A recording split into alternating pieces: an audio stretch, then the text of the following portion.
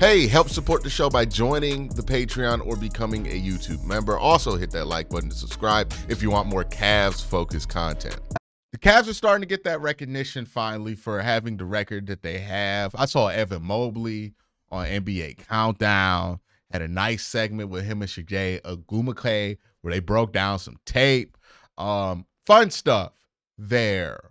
That's finally starting to happen, and I'm glad for these guys. I know a lot of Cavs fans feel like we could do without the recognition, but I think it's important for these guys to get that recognition. I think they need to get that pressure. I think they need to have the feeling of people watching them be present on their mind when they're playing these basketball games so they can get used to that pressure. Because what I don't want to have happen is what happened a couple of years ago where, the Cavs were playing good basketball. Nobody was talking about them. And then when all the eyes got on them, as Jared Allen said, the lights got a little bit too bright. Like, I want them to get used to the lights being bright during the regular season so they're not learning these lessons during the postseason. So I do think it matters if people are paying attention to this team and the kind of pressure that puts on them.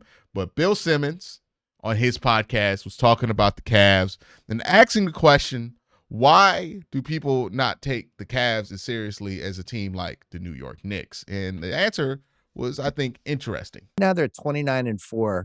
Their over-under on FanDuel for wins for the season is 61.5. I don't know. They're probably going to have home court advantage round 1, round 2, round 3. What don't people trust? What is your opinion on this? Their performance in the playoffs. I mean, this is exactly why the Knicks are ahead of them. We watched these two teams, slightly different composition, but Cleveland, largely the same team as last year, perform in the most recent playoffs, and Cleveland didn't knock anybody's socks off, and the Knicks were unbelievable. They were, an injury issue away from being in the Eastern Conference Finals. It felt like the Knicks. When I sit here on this show and I complain about like how if you aren't one of 5 NBA teams, and the same thing happens to a lesser extent in the NFL, because I've talked about this happening when the Browns have had some decent seasons and didn't get the recognition I felt like they deserve. But in the NBA, it's even more egregious or obvious that a lot of the people who cover the whole league don't really do their due diligence on like 70% of the league. And this take is a perfect example of this. The Cavs and the Knicks got eliminated in the same round of the playoffs. The Cavs and the Knicks both had similarly semi-impressive to unimpressive postseasons, right? The Knicks went 6 games with the 76ers, who we now know to stink. And then in the second round, they went 7 games and lost to the 6-seed Pacers as the 2 seed. Now, my man here mentions that the Knicks were going through injuries, but nobody mentions that the Cavs were playing the Boston Celtics and going through more injuries than the New York Knicks. Like, how do the Knicks get the injury pass for losing to the Pacers, but the Cavs, they were unimpressive? Even though you can argue that they beat a better team in the Orlando Magic, because if we look at it now, even though the Orlando Magic is injured, that core has proven to be a really, really, really good basketball team. Like, people were up in arms about the Cavs going 7 games with them, but now that we know how good the Magic are, because we've been paying attention to them longer, going 7 games with the Magic don't seem that bad. This is what I mean. It doesn't count for the Knicks, or at least it helps the Knicks, but the same thing happening to the Cavs. Oh, yeah, well, that doesn't get counted for. And it's because you're just not thinking about it, because you forgot, because you're constantly thinking about the Knicks, and then you're only thinking about the Cavs when a Cavs fan brings them up, and you're just like, well, they're not for real, right? Like, that's just a reflex, or a lot of these opinions about the Cavs feel reflexive, not necessarily informative. Next team, I would argue slightly different Cavs team, because they've got a totally different version of Garland this year now that he's healthy. Mobley went up a level. New coach, who I That's think the has made key. a real difference for them. That's the key. And over again, they just answer these tests. I don't know if you saw any of the Warriors game the other night, but they just, they're just slaughtering teams. They're not. It's very similar to what was happening with the Celtics last year. And they're plus 11. I think they're plus like 11-3 rating. They're killing teams. They're up by 20 in a lot of these games. And it was like last year where people didn't trust it with the Celtics for a while, and then eventually they trusted it. Maybe I trusted too much with them, but I really believe. I think they have as good of a chance as anybody, and I don't understand the odds.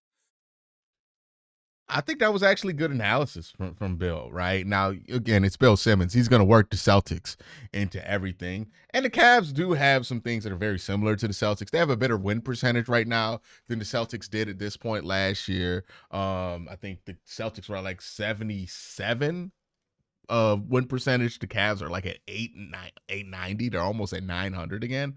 So a little bit of a difference there. The Celtics did play a tougher schedule at the beginning of last year than the Cavs have so far. Not to say the Cavs have played through like a cupcake schedule, but they've had some easier games than not in the first half of their schedule. So, it's not a one-to-one comparison, and I'm not saying this Cavs team is identical to that Celtics team. But I mean, like, the more and more you look at what this Cavs team is doing in the regular season, it lines up with other teams that have had a breakthrough. And that's another issue I have with how Bill's guest here kind of describes the Cleveland Cavaliers and like, oh, well, they haven't won in the playoffs. Why do we act like teams don't regularly have breakthrough years? Right? I would understand if the Cavs were a team like the Philadelphia 76ers, who perennially cannot get out the second round. Right? Like, I make the joke that the rivalry that the Philadelphia 76ers have truly isn't with any other team in the East. It's with the second round in the NBA playoffs. Same thing can be said with like the Buffalo Bills, teams that perennial, like the Baltimore Ravens have this reputation in the NFL as well. The Cavs have just been to the playoffs twice. One year they got beat by the Knicks, who ended up going to the Eastern Conference Finals. And the other year, they beat a really good Orlando Magic team in 7 in the 4-5 matchup. And then they lost to Boston in a 1-4 matchup in 5 games, partially due to the fact that most of the team was injured at that point. That, to me, is not a team that's plagued with playoff failure. That's just a team that's young and working through it. Like, if you look at the Warriors before they broke through in 2015 and won that championship, they did similar things, right? I think they lost in the first round, actually, the year before they won the championship. But they broke through. We did this whole thing with the Nuggets the year they broke through. We did the same thing with the Milwaukee Bucks the year they broke through. The Kawhi Toronto Raptors. We got to stop acting like teams can't break through. Same thing with not the Cincy, but the Boston Celtics last year, right? As Bill mentions. We got to stop acting like it is impossible for these teams to have breakthrough years, or that when they're having success that puts them on par with other teams that had breakthrough success in the playoffs, it means nothing because we haven't seen the breakthrough success in the playoffs. Again, not saying you should assume the Cavs are going to have breakthrough success this year just because they have a really good regular season record, but it puts them on the same tier of regular season team that usually ends up having a breakthrough. Like, that's what the success for this Cavs team screams.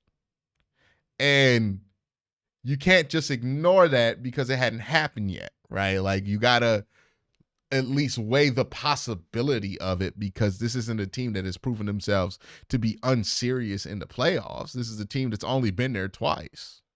Well, part of the thing with Cleveland, I think they're the only team in the NBA that is undefeated against teams that are 500 or worse, which is exactly what you want, right? That's a hallmark benchmark kind of level of achievement. When you play in regular teams season, they're worse than you in the regular season, you're supposed to beat their ass. And that's how you build up a great regular season record. And that's how you put yourself in a driver's seat in terms of a, home court advantage throughout the playoffs. I just think it's fair where these odds are, because when do we get to see some of the true sort of leverage moments this team put under stress and duress? Now, the thing that could, if you wanted to talk yourself into the value proposition, Kenny Atkinson has all the chops. He has the pedigree with the Warriors being, along for that ride. Yeah. He knows exactly how a good organization. I don't know how a team being 29-4 hasn't demonstrated that they can handle the pressure. Like they're on their second giant win streak of the season. But let's continue. Took, the Nets and was really competitive with the Nets before he fell out of favor. Yeah. Yeah. But I mean, that team overachieved that Nets team. Yeah, they did.